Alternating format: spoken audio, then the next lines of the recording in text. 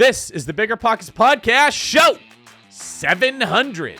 The first thing that I did is I began to look at my life as this ongoing daily, weekly, monthly, and yearly rhythm, and I began to design my time. Right. And it eventually scaled to the point today where I track every bit of my time and tag it, and it pumps into a dashboard so I could tell you exactly where I spend every single hour of my life over the last 3 years. What's going on, everyone? This is David Green, your host of the BiggerPockets podcast, here today with a special edition, our 700th podcast, here today with my lovely co-host, Rob Abasolo. Rob, how are you today? Wow, man, I can't believe you and we've sat behind this microphone 700 times. It's crazy, man. It feels like I've only been doing this for a year.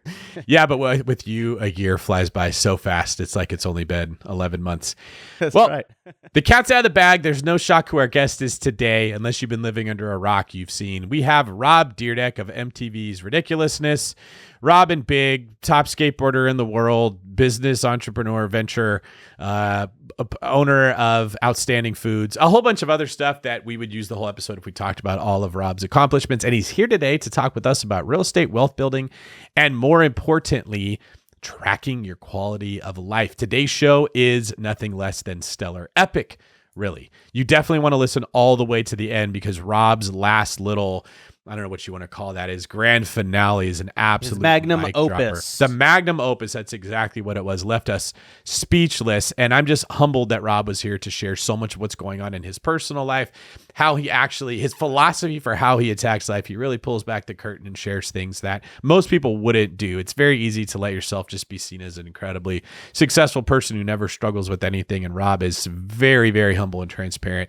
And it was a joy to be able to interview him. What were some of your favorite parts, Rob? Man, it just a master, honestly. Like it's cool because a lot of people think when you're super successful and wealthy and you're crushing it, that you're just good at this stuff. Like you're just naturally born this way. And he actually talks about how when he first started, he knew nothing and he failed. He actually started a bunch of companies.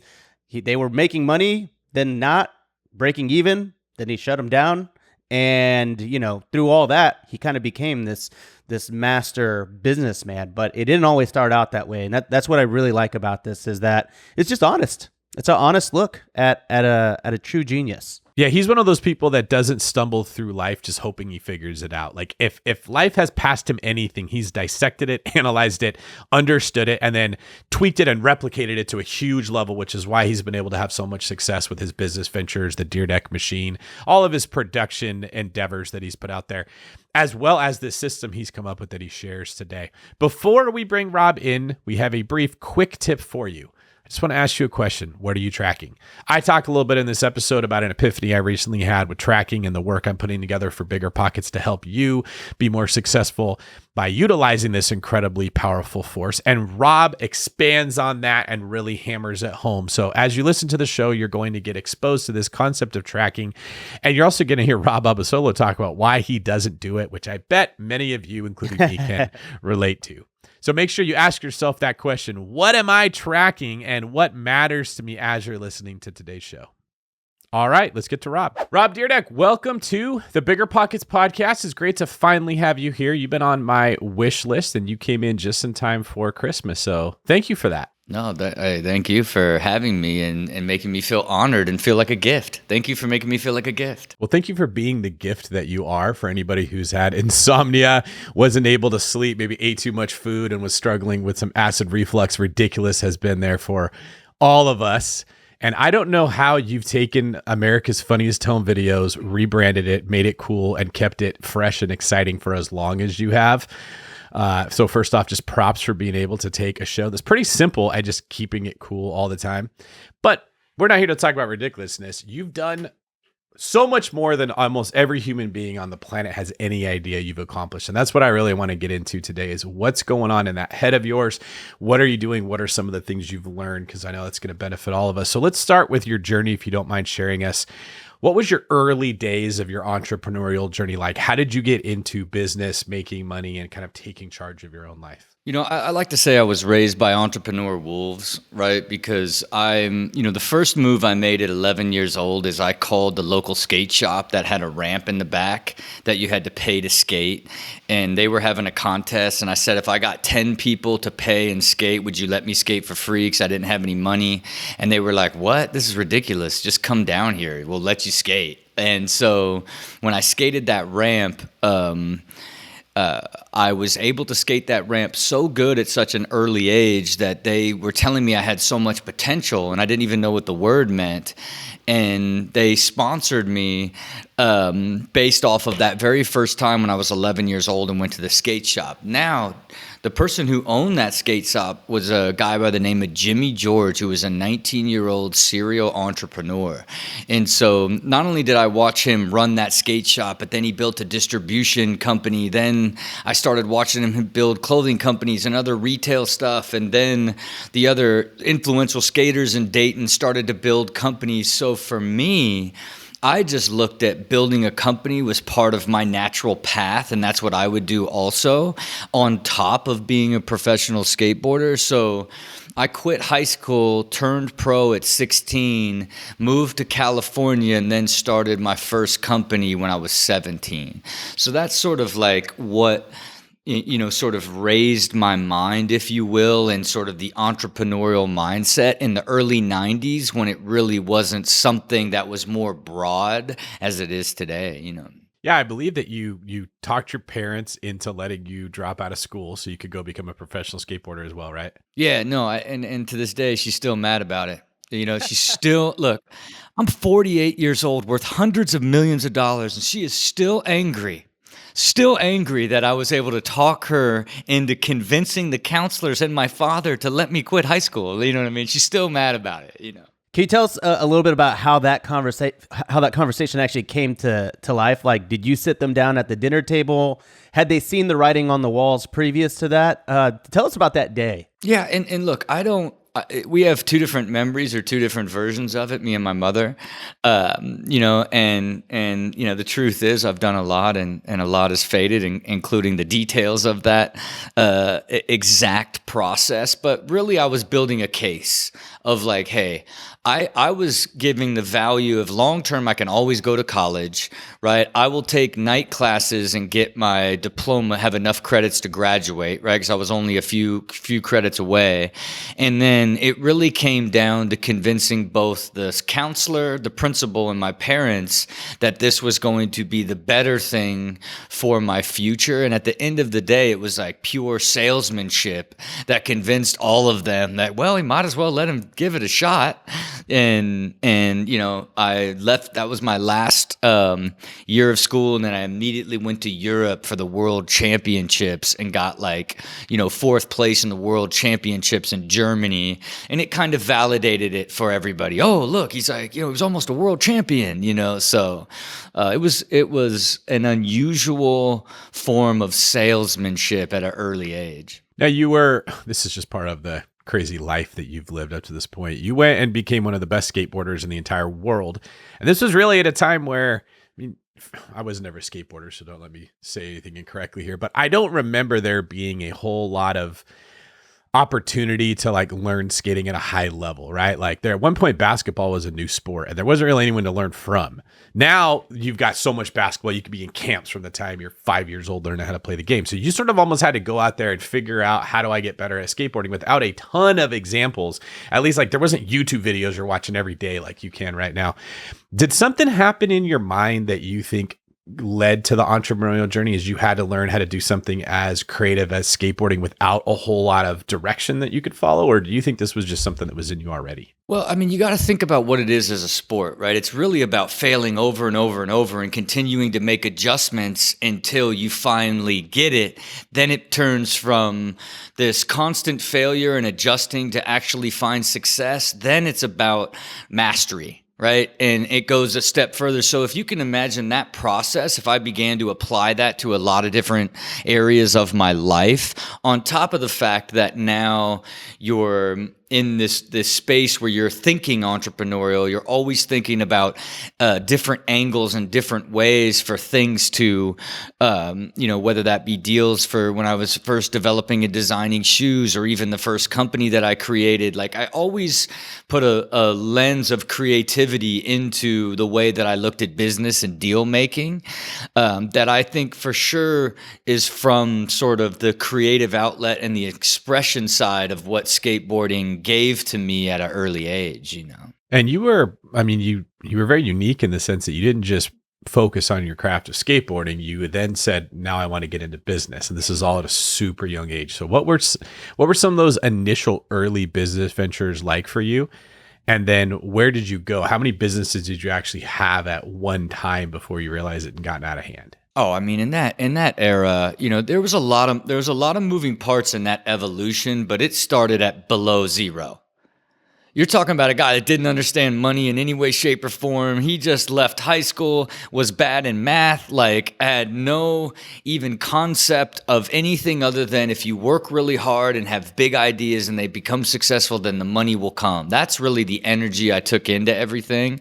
And the problem with that is that led to making a lot and losing a lot of money, because you were never totally sure what was making something successful, right? So some things you would create with a group or partner or start yourself and they would find success or not work, and finding what those through lines were was the thing that was most difficult for me, and I'd say in my 20s into my 30s, because I had record labels and skate shops, and I had signature products that were super successful, and I had skateboard accessories that I would start. I was doing all of these different companies, and some were working and some were not, and I was confused by it because I never ever thought of myself of like, hey, there's so much you need to learn.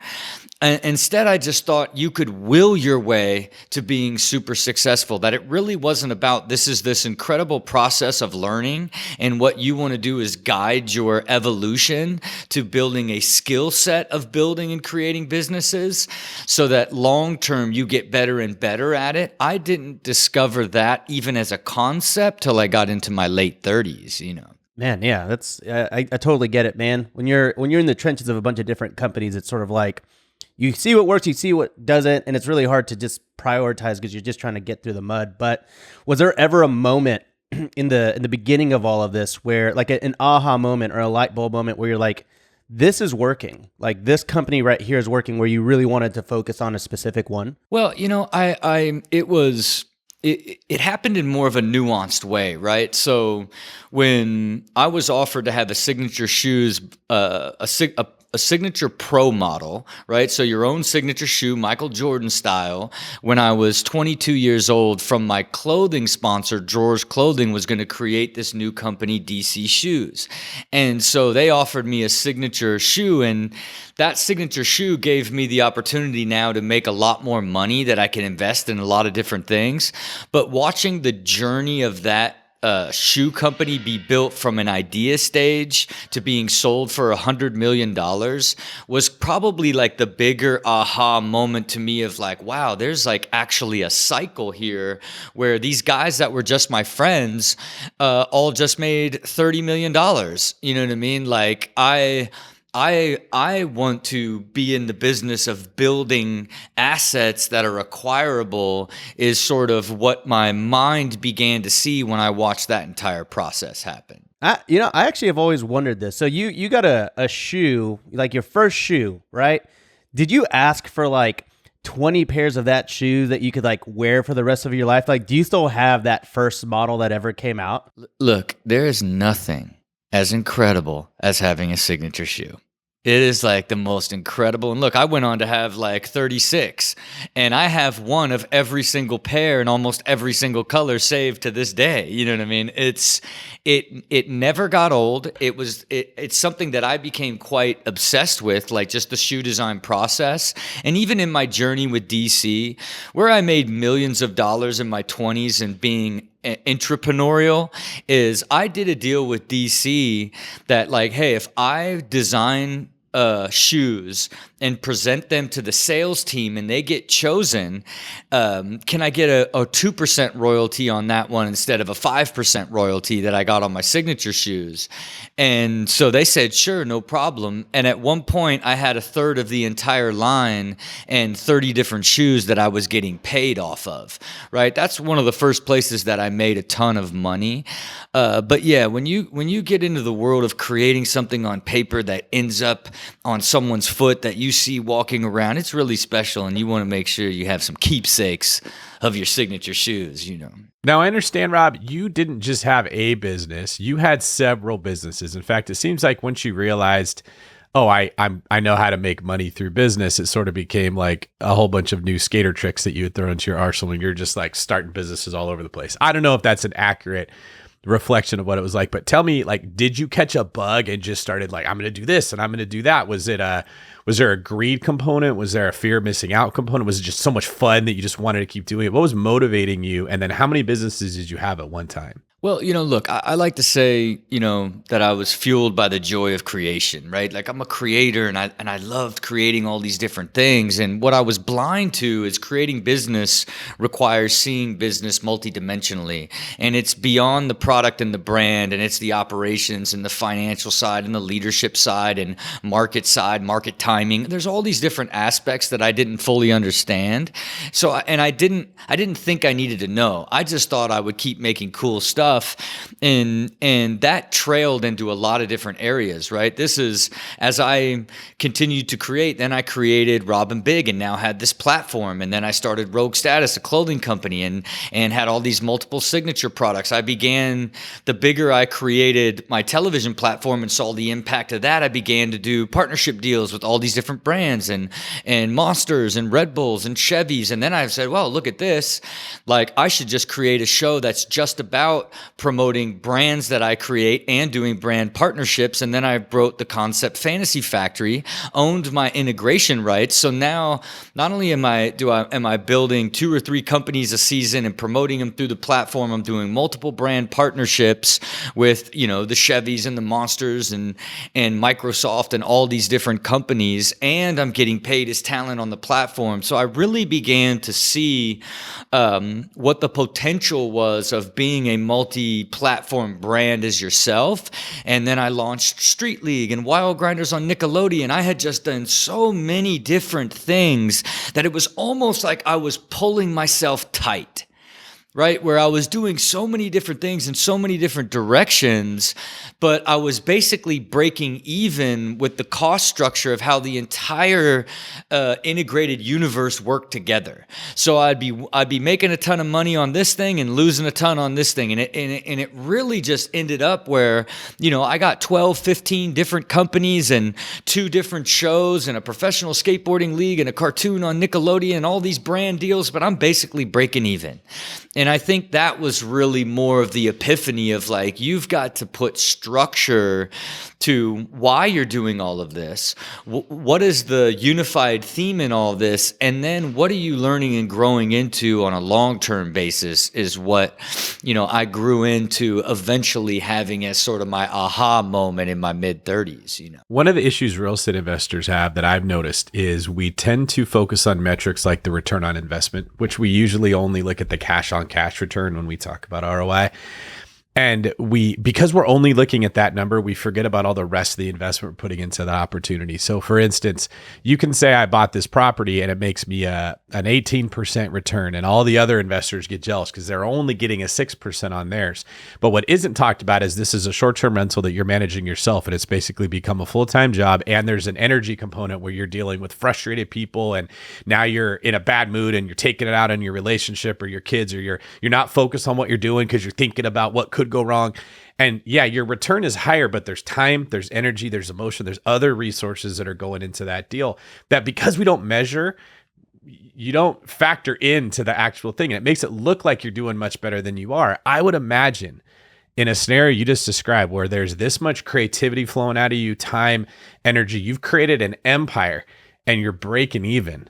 And that much, like, mental calories are being expended to do it, that had to be an aha for you, that like what I'm tracking isn't right, because I've ended up in this got the wolf by the ears sort of scenario here.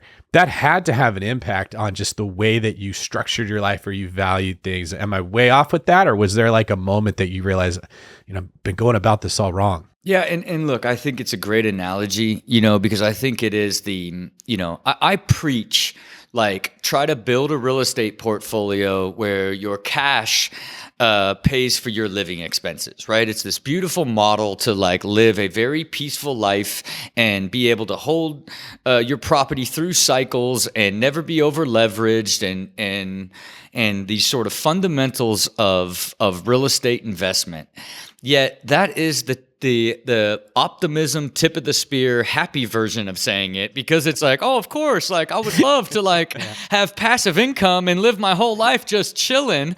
And so real estate is a perfect example of like, then they go and buy a building, then the pipe breaks, then the renter stops paying rent, then the it is utter and complete mayhem that sucks the soul out of you, that then you get caught in the wrong end of a market cycle. Then like you basically, you can't afford to take the loss anymore, and now you got to get out of it and lose your equity that you spent your whole life saving up to get into it. That is when you don't understand all of the different layers, if you will. What I like to refer to as everything is multidimensional, and you've got to look at everything in your life as an ROI on energy and time. But to your point, what happened to me in that era is I realized, above all, I just wasn't happy.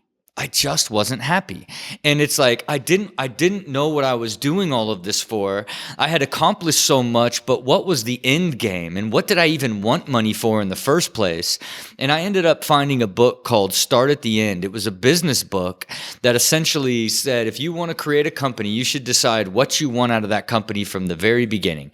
If you want to build a company and sell it for 25 million, then you need to know how much revenue you got to create and what it trades at and who's going to buy it. If you want to create a business that does $1 million and kicks off 200,000 in profit that you live off of, then you got to build the plan backwards from there. That changed my entire view of not only business, but then I turned that back on, I'm going to treat my life like that. And so then I decided, what is happiness to me? What is money to me? Like, what do I want money for? What am I doing all these companies and all these shows for in the first place? And ultimately I realized it was, I love to create, and I love to take risks, but I want the sustainability, and security that comes along with living this lifestyle that I see for myself. And that's really when I discovered multifamily real estate as sort of, hey, this is the perfect balance for me. Is I need real estate that can create this tax efficient cash flow that I don't operate, right? Like by doing it with a group and having great operators. And then my goal is to grow that takes no time and energy, then focus on keeping my expenses low as I grow that portfolio, and then taking risks in my own ventures and things that are related more to this start at the end mentality that I'm going to build to sell, which in turn took me from breaking even to building a company and selling it for $190 million, having two of the companies that I invested in early stage selling for $200 million. It's like where it just, in a short amount of time, this wasn't like hey, you did this over 20 years. I had made a few $100 million from being broken even in less than 5 years. You know what I mean? That's the significance of the amount that you can accomplish when you design an entire vision for your whole life and then create pathways and plans to achieve the ideal version of your existence, and then go chase it with that energy instead of chasing all these things and not knowing what you're doing them for, Yeah, so there was a moment, because you had a lot going on, you're breaking even. Obviously, that ends up catapulting you into a lot more success. But there was a moment there where you had to walk away from a few of these companies, right? Oh, look, I literally, in that era, I got rid of, I think I had 13 operating companies at the time, and I got rid of all of them. I got rid of anything that I had. I put all my money to cash, and then the only thing that I kept was my professional skateboarding league, and then the label that was Super Jacket Productions, where we hadn't even built the company yet. We just they have this, you'll see a lot of times where celebrities have a production company and they have a producing title on their show, and it's just for show. You know what I mean? And that's what ours was. Super Jacket Productions, like, we produced it, but we didn't. It was just the name of, like, what me and my partner named the company as executive producers. And then what did I do? I looked at, okay, with this start at the end mentality, where's the opportunity here? Well, it's actually to build and sell a production company, because I have the unfair advantage of having a television show on air, right? So what did I do? I looked at, like, the trade value of a production company. It's 6 times EBITDA. Okay, how do you create EBITDA? You've got to own the production. You've got to get margin from the producing the show, finishing the show, editing show, and the music in the show. And then if you have 3 years of EBITDA, someone will buy you for 6 times EBITDA. And that literally is the plan that we built. And of course, our goal was to sell that business for $50 million. And now that we had that clarity, we were able to, like, focus how we grew that business, and ended up selling it for $190 million. So, okay, so you have 13 companies that actually, they're sustainable, right? They're just breaking even, and then you're, like, out with the old and with the new. And so then you go on to create this company. Where's the real estate aspect landing at this point? Are you doing the real estate stuff concurrently with the production company? When did you actually get into that first deal? Yeah, so, like, 2014 would have been the first deal, right? So it was like, if 2013 was sort of the discovery and the development of the beginning of the end, and then the first deals started happening there, that then now I've wrangled in my core spending and was continuing to grow my ordinary income. And then I was literally just investing in new ventures that had that start at the end structure, and real estate, multifamily syndicated real estate only. I didn't put one dime in public equities or anything, like, strictly chasing that cash, that depreciated cash is where I started back then. Oh, okay, cool. And so the syndications, that was sort of appealing to you because it was very passive, so you could still, I imagine, focus on the production company, but you still sort of reap a lot of those tax benefits, right? Well, yeah. I mean, for me, when you look at it, you can, depending on the operator, you can 1031 exchange them, right? And in this era, over the last 7 years, it's 8 years, there have been significant returns, right? We're talking 42, 43, 35, big IRRs for this sort of wave that multifamily's been on. But I've always been focused on the cash and driving up the cash. But then along the way, I really learned what's a quality operator, right? Like, how do you leverage? How much do you have in each one of the deals yourself? Like, are you vertically integrated with your management, or do you outsource it in your property management? All these things that lead back to the quality of the actual operator.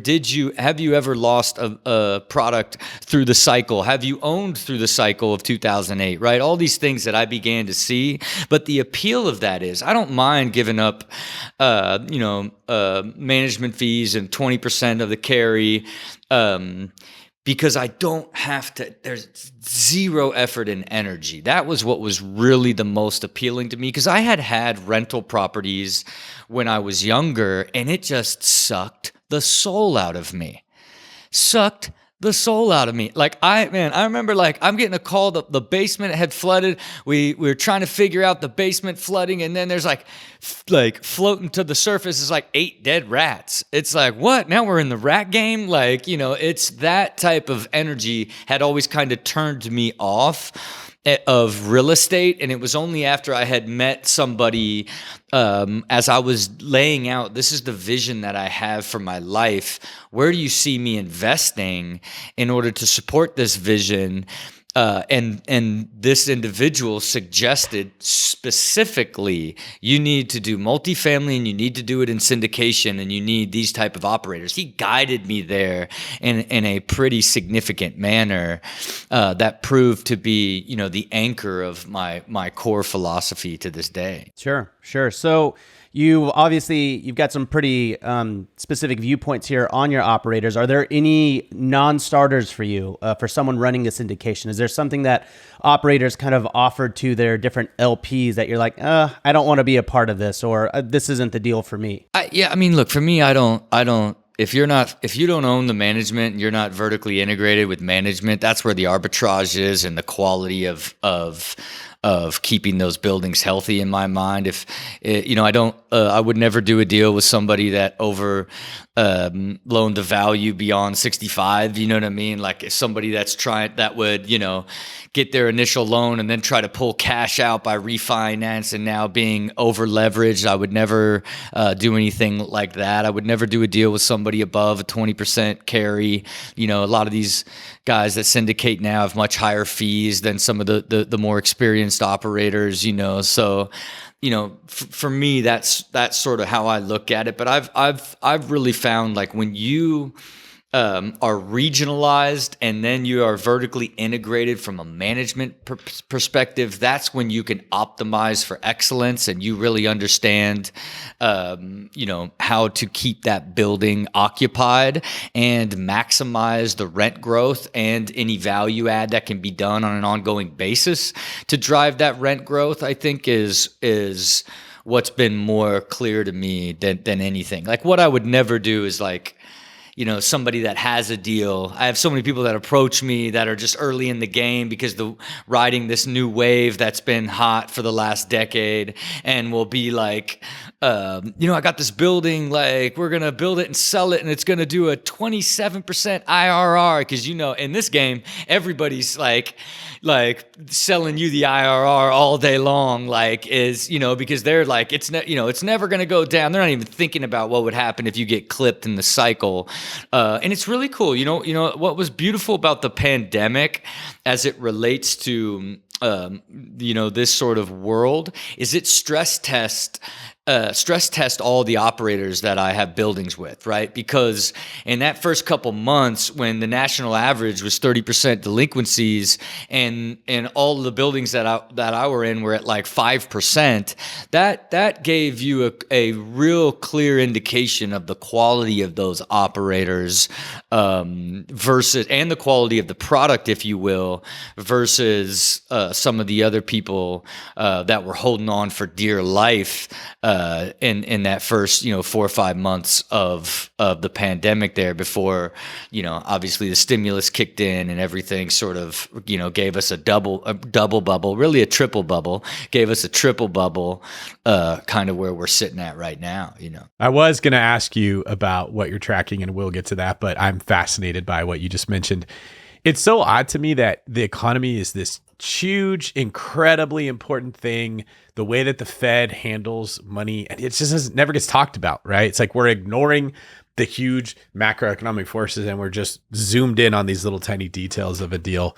And so I always ask this question, and most people aren't very comfortable answering it, but if you don't mind, I'd love to get your opinion on how do you look at the way the government intervened with the quantitative easing and the printing of the money when we basically shut our country down for almost a year, and minimally were affected for the significance of what we should have been feeling from the impact of what we did. And we actually had an incredible run up where everyone felt wealthier, especially if you owned assets. You were like, I'm raking it in, right? And now we're getting the first hint of, this might not have been that good, but the decisions were made like three years ago. So it's hard to kind of tie it together. So could you share your perspective as someone who is responsible for managing assets and protecting wealth and creating wealth for other people, how you see what happened with the economy, where we are and where we're going? Yeah, and look, I'm not an economist and I'm a generalist, but when you look at it bigger and what that stimulus did and that double bubble,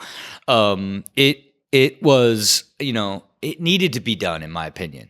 right? Like, sure, there's a lot of different ways. The same way that putting pressure on everybody and driving up in the rates to put pressure on everybody to fight off inflation. These are all extraordinary circumstances that are already in an already stressed cycle, right? And because you got to think, all the recessions that we've lived through, they didn't talk about the recession for 2 years coming, and like the giant cloud and this continual recession talk. They came out of nowhere. The bubbles popped, and now we are in deep dark waters. And to me, I believe sort of what has been happening on sort of the core fear, if you will, of everybody who's in, all of these different asset classes. I'm talking, we are talking even in the venture space. We're talking in the art world. We're talking in,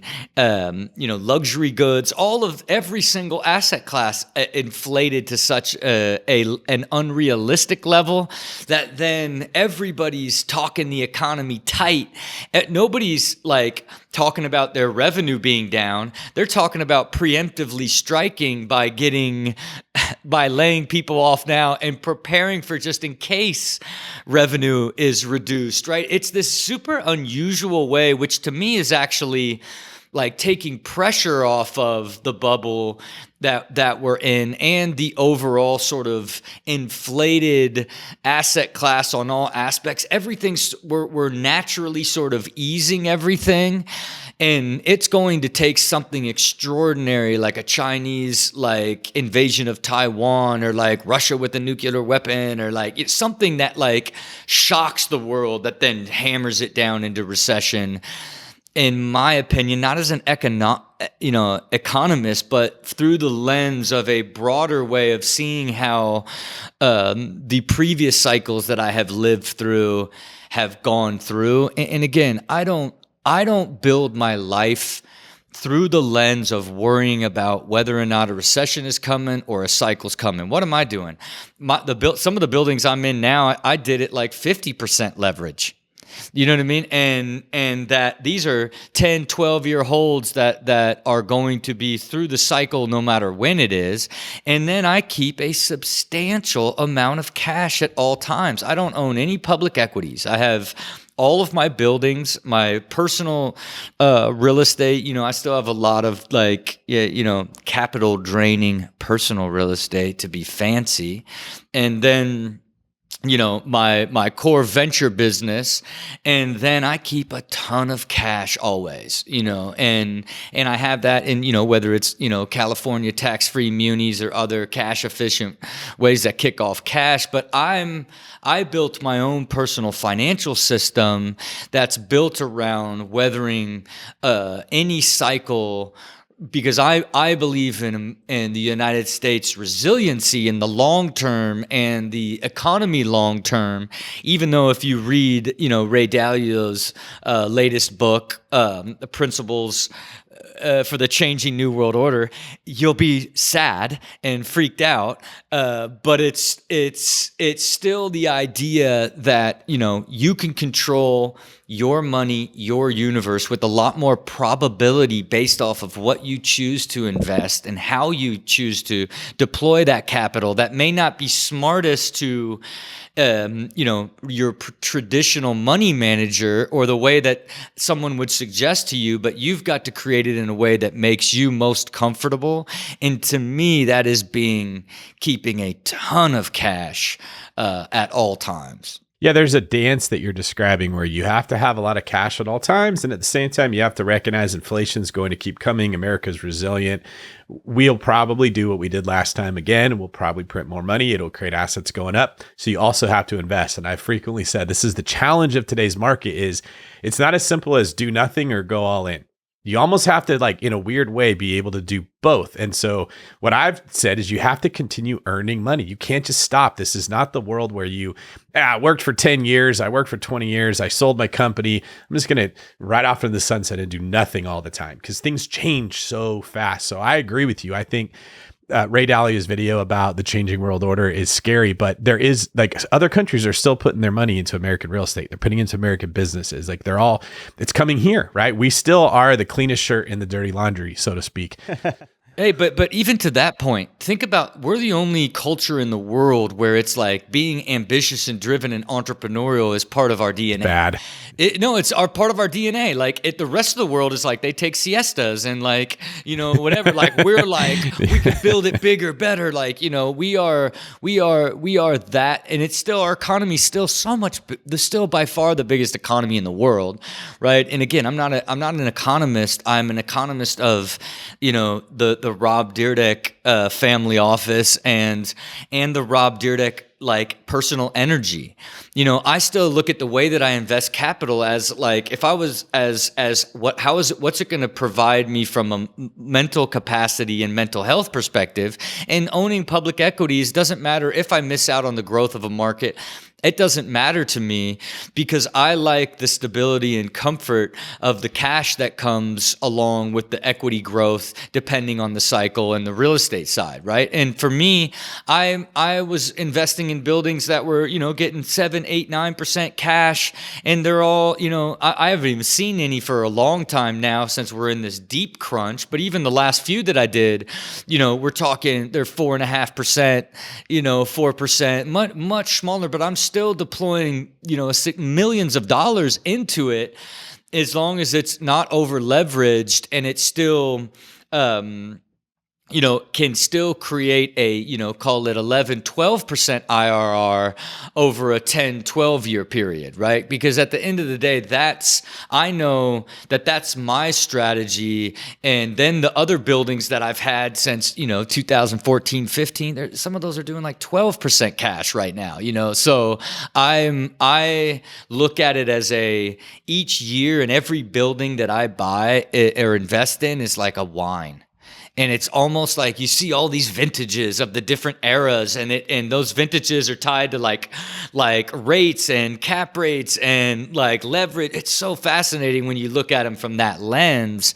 And then for me, especially when you began to see some of the compounding in the 1031 exchange from your basis standpoint, you really begin to see the snowball effect that can begin to happen if you play this game for 30 or 40 years versus trying to use it as like, how can I make money off of this and build my wealth quickly in this space? I think that's the problem with sort of the real estate flipping market, and then even like, value add rental properties. There's this dance with like, I can do this quickly and build up a big basis to get rich off of, rather than looking at it more from this like long-term sort of like compounding lens that a lot of the younger real estate investors today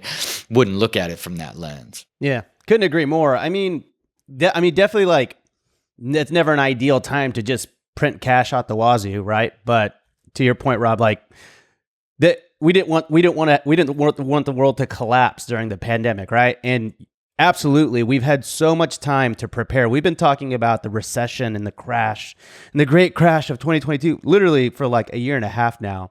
And so I think that it's all about going into something. And the people that are going all in and trying to get rich quick versus build wealth slowly, I think they're the ones that are going to get burned, right? Those are the people that are like, as much as I advocate for building your life through real estate, trying to take the quick approach can quickly turn the opposite once, those housing correction numbers come in. Because I know a lot of flippers right now that are into a 6-month flip right now where their ARVs and their comps were based on 6 months ago, and they're kind of hurting right now. You know what I mean? And so I tend to advocate for really trying to never use your cash flow. I mean, I used to, when I got started, I wanted to subsidize my life with my cash flow, just like you talked about. But now I'm just like, well, I like the cash flow to just kind of go back into that machine, and then the equity, that's really what's going to matter in 30 years. Just like you said, compounding over and over and over again. And so it's slow. It takes a lot of discipline. A lot of times I do I wish I could use my cash a little bit more, but I've been preparing also keeping a lot of cash on hand. I keep a 20 in my wallet every day now. So I'm just kidding. But I've been really keeping the cards close to my chest for this moment, actually, because now sellers are getting kind of nervous, and I've made several offers that were 300-400K under in the last 2 weeks, and it hasn't been a hell no from all the sellers. Whereas a year ago, they would effectively not even respond to my realtors. So because I've been keeping a lot of that cash, I'm ready. I'm ready to jump in. I'm really excited for it. Yeah. And look, I think it's, for me, I still make I make a lot of ordinary income. Right. So and then I make a lot of long-term capital gains from these acquisitions and these big sort of plays on the venture side, and how much money I make from shooting TV from the ordinary side. So when I look at peace of mind, I look at the cash and my living expenses. Like I'll make over $100 million. Right.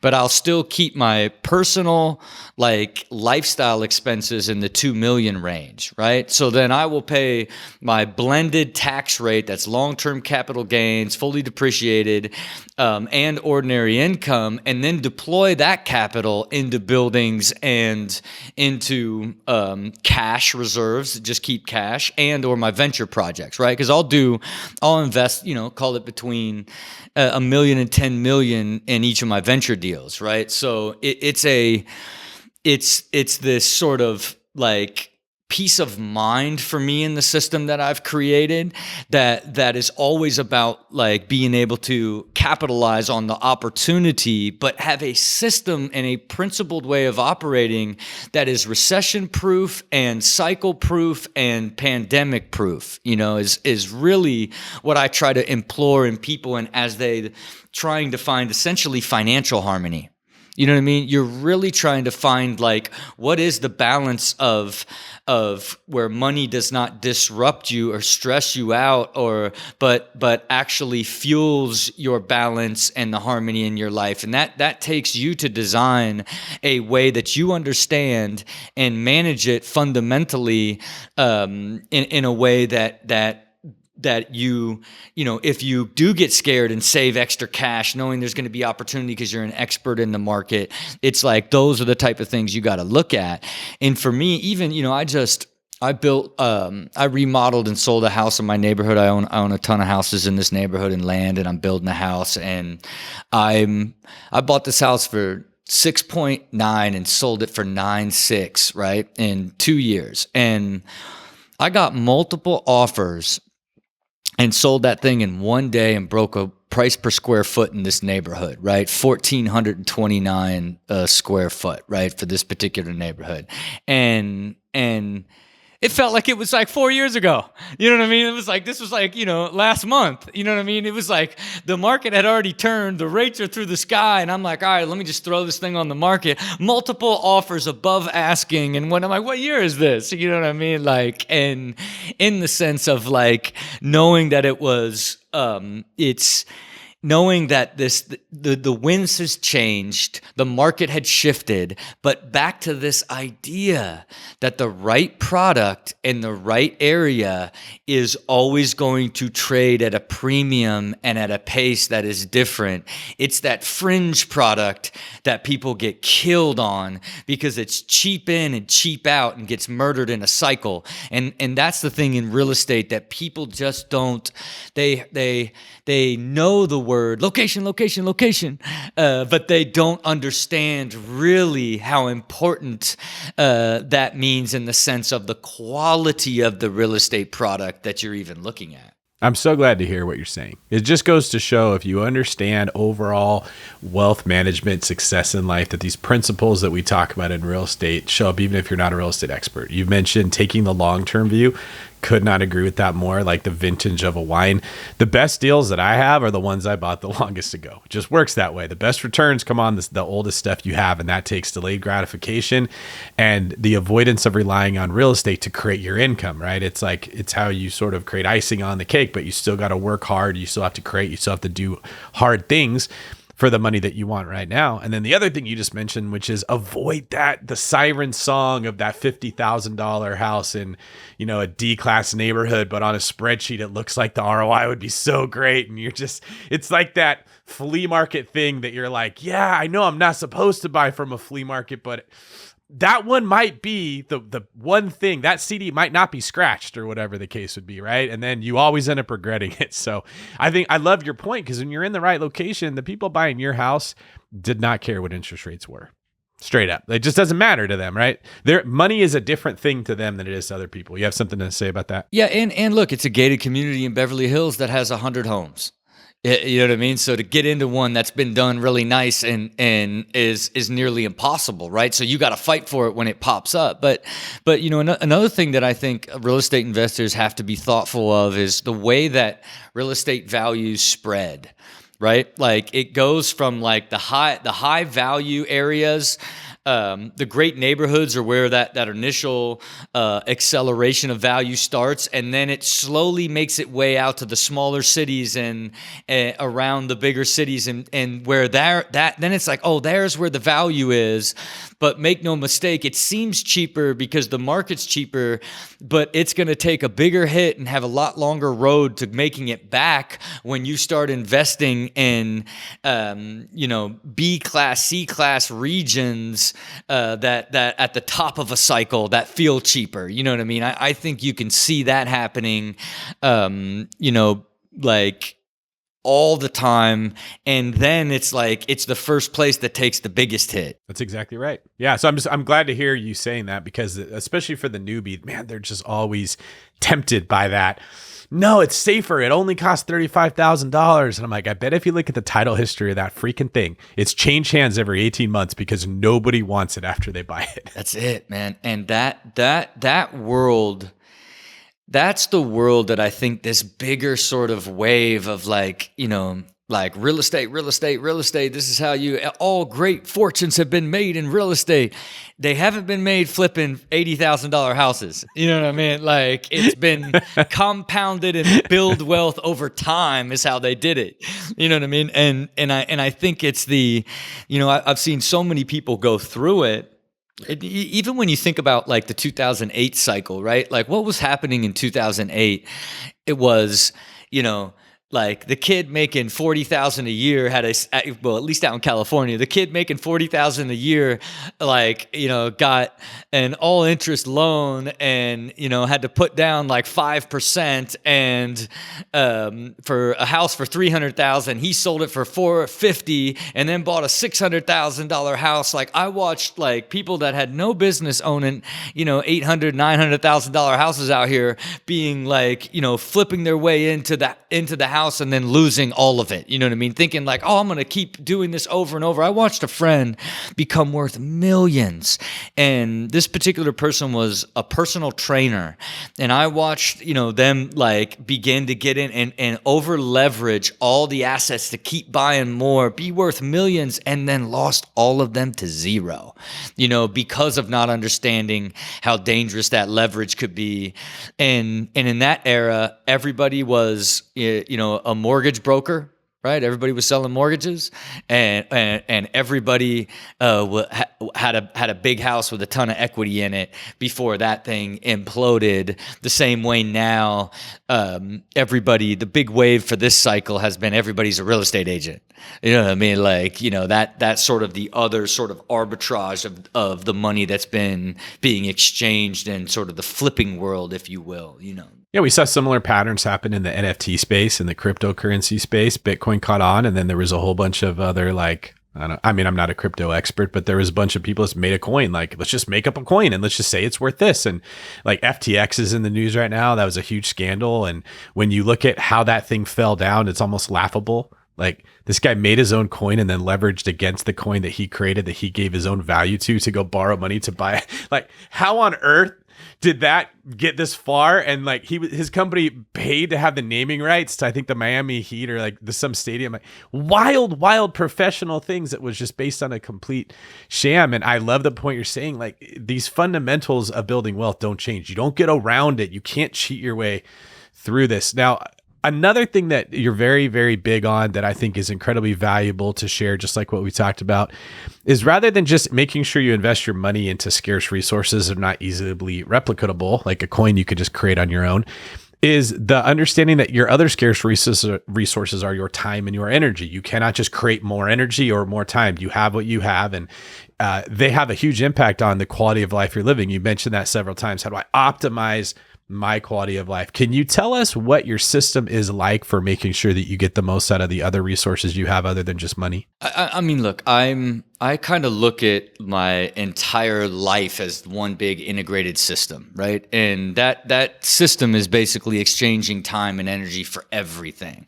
And so the first thing that I did is I began to look at my life as this ongoing daily, weekly, monthly, and yearly rhythm. And I began to design my time. Right. And it eventually scaled to the point today where I track every bit of my time and tag it, and it pumps into a dashboard so I could tell you exactly where I spend every single hour of my life over the last 3 years. Right. And what that does is when you get to that level of designing time and then continually optimizing time, time slows down for you, and now you understand the value of your time in a very clear and deep manner that it makes it so much easier to say yes and no to things because you're looking at it through the lens of first, second, and third order consequences for committing to something beyond just committing to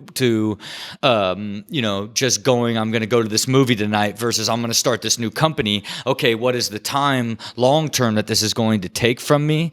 But if I design my time, track it all, and understand it, that is then calibrated through qualitative and quantitative data. So every single day I track how I feel 0 to 10 about my life, my work, and my health. And by putting a number to how I feel about my life, my work, and health, this now gives me over the long term insight to what things would pull and take energy from the quality of my life through the lens of what's happening in my work, how I'm taking care of myself, and what's going on in my life. And if you can imagine, I've done that since 2014, and my numbers used to be so low, and I would see these same things that were constantly bringing me down, and I just slowly began to get rid of them and optimize my time against my energy, and then became a more evolved, happier human being. And then along that way, I began to see oh man, if I stay committed to my health, the results are a much more organized, efficient use of my time and higher qualitative numbers. So I began to track in my every single day, did I get up at 5? Did I brain train? Did I meditate? Did I get in the gym? Did I eat clean? Did I take my supplements? And did I not drink? And by tracking that every day, you can imagine when I look at my life, I look at a percentage of how disciplined I was, so quantified discipline. I look at how happy I was through a qualitative numbers, and then I can look at exactly where I spent my time over the time of those triangulated numbers to drive home how truly happy I am when I stay disciplined and focused on an ongoing basis. Way more complex than you expected, but that's just how far it goes. You know what I mean? So you track things like, mental things. You track, obviously, like how long you spend watching raw built YouTube videos. You track your fitness, all that kind of stuff. How do you actually do it? Is there a system? Is it a spreadsheet? Is it a mobile app? How does one get started tracking? Yeah, so for me, I just basically used everything in my Google Calendar, right? So I tracked all my time, and then in my calendar daily schedule, then I say how long I slept, and then I have an Oura ring that tells me the quality of that sleep. I have a number, then it has a readiness score that I track. Then I put in like, did I do my core 6? I just say yes or no. And then I ask my wife, like, to give a rating every day, so I have insight on her. And then I weigh myself every day, so I have body composition to tie against all of that. But I had a programmer come in and write a script over top of my Google Calendar that pulls all of that data and then puts it into a Google Sheet. So I have it all in dashboards on an ongoing basis that I just did for myself. And so again, I know how effective this, deeply intentional way of living and really using qualitative and quantitative data for motivation and insight to live a better future present experience. And so one of the big projects I'm on now is building a software that anybody can build their version of it and begin to create that discipline by design and be able to create more of a harmonious, high quality existence through their own framework, but having the support of a software, because the way that I do it is pretty complex, Okay, I have to ask, do you track how much time you spend time tracking? No, and again, I should, because then it's like, oh my God, I just wasted my whole life tracking. But again, it takes no time. Right? It's about 5 minutes in the morning when I get up, right? Because it's all fully automated. It seems hard to you because you're like, oh my God, like, think of what are all those things he just said? How could you even do that? But it's effortless. Yeah, because it's systematized and automated, and then it just, all of these, my entire life, I look as, I refer to it as the machine mindset. How can I either design, automate, and optimize every single aspect? It's either create a system or hire a body to get back more time and energy, right? And I just do that over and over in every single aspect of my life. I shoot 252 episodes of television a year. It is 4% of my time. And to give you an idea of how much 4% of your time is on your scale, that would be if you just did one thing a day for an hour, that's 4% of your time. And for me, I have optimized the way that show is created, ran, shot, and delivered to where it takes this very minimal amount of energy and effort, and then I tie that back to the ROI of what I get per hour from an ordinary income standpoint, which I can tell you I will never make that much money per minute in anything I do anywhere in my life for the rest of my life. But if you look at those two together, if I shoot 252 episodes a day for 42 times a year, basically 4 times a month, and for 5 hours a day, and you then divide that into the amount of income that I make from that. Then you look at my real estate income and the amount of time and energy I put into that. Like, those are two extraordinary ROIs on time and energy as it relates to earning money. You know what I mean? And when you think about life through that lens, and you think about the energy it takes and time it takes to earn money, it really, really shifts your perspective on where you should be dedicating your time and energy to earning income, and how you can continually look for ways to do it in a more efficient, more optimized way, regardless of what you do. You know what I mean? I recently had an epiphany on what you're talking about, not nearly to the level you are. This is very good and humbling for me, is like every time I start to think I'm doing something good, you see the black belt at this thing. So it helps keep you in perspective, which is also awesome. You're sharing this for all of us because it gives us something to work towards.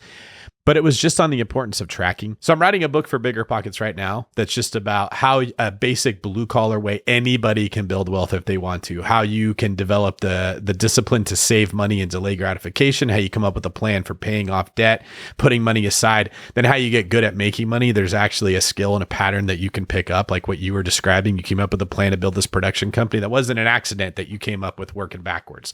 All right. They sell for 6 times EBITDA. How do you build EBITDA, right? That's a great question to ask. Most people don't put a plan and work backwards. They just keep stepping forward, hoping that they step into the right opportunity and it happens for them, not knowing where they're going. And then the difference that you invest the difference. You don't just like, should I pay $12,000 for this late night infomercial on how to flip $80,000 house program because I don't want to have to learn how to earn money and save money to invest it. I just want to be able to do it without that.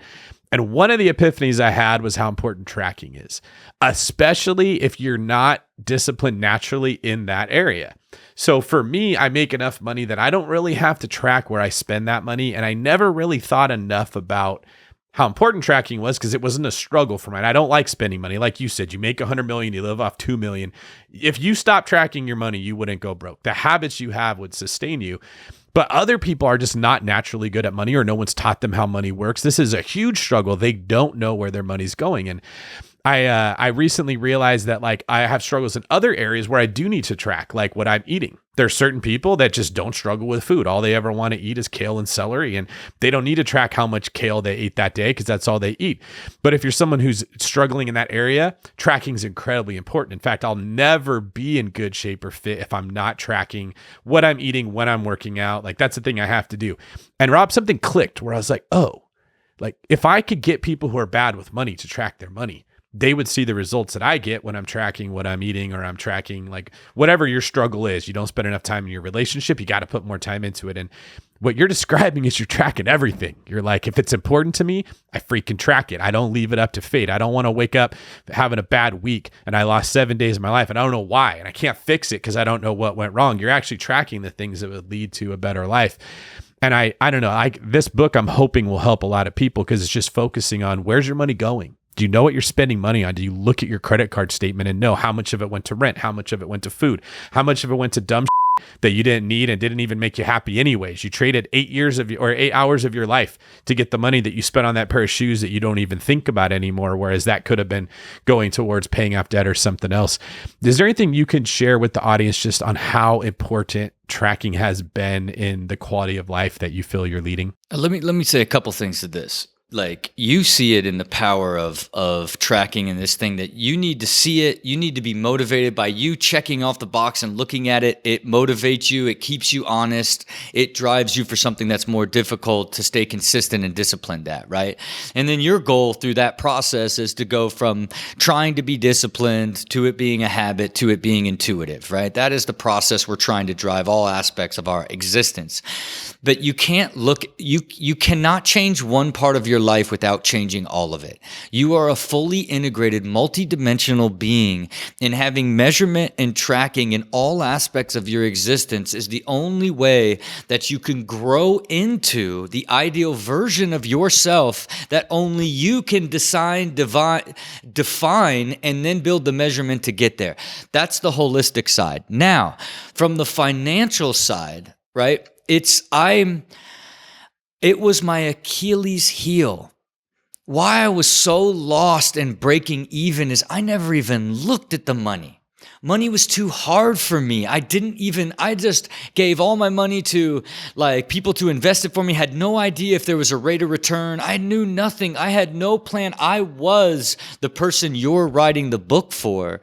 And then the moment I learned money, I began to understand my expenses. I began to track it. In my case, I basically hired a CFO consultant to build a personal financial model and began to treat myself like a business and began to build strategies and plans for the money I would earn and then what I would do with it and what it looked like post-tax and where was I going to spend it. Like once I finally had that clarity, then I finally understood why I was keeping my expenses low and what the purpose of investing this money was and how I expected it to grow to eventually keep me in this place that gave me financial freedom, right? Because at the end of the day, if you can have the hope and the energy that you're leading to a place of financial freedom, that is what you're seeking as opposed to earning income till you retire.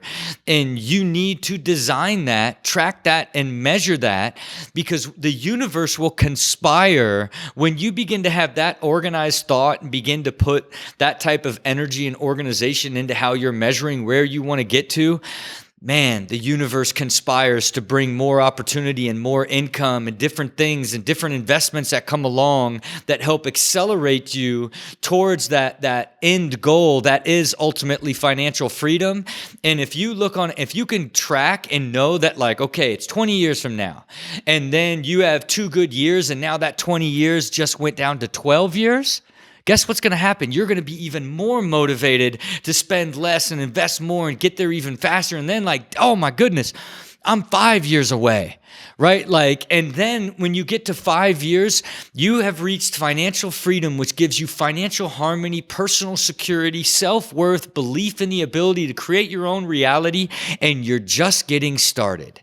You're not just going to stop right there. You have learned so much into that point about money and about wealth that you're going to continually see where, like, no, I can grow it to here, and then I can eventually do this and all these things you never thought possible.